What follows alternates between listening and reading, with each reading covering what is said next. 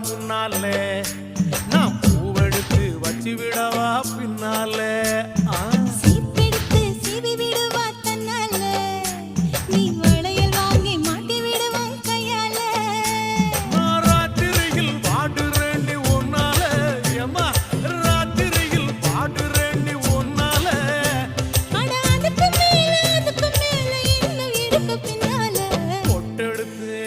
அப்படி பொட்டெடுத்து வச்சு விடவா முன்னாலே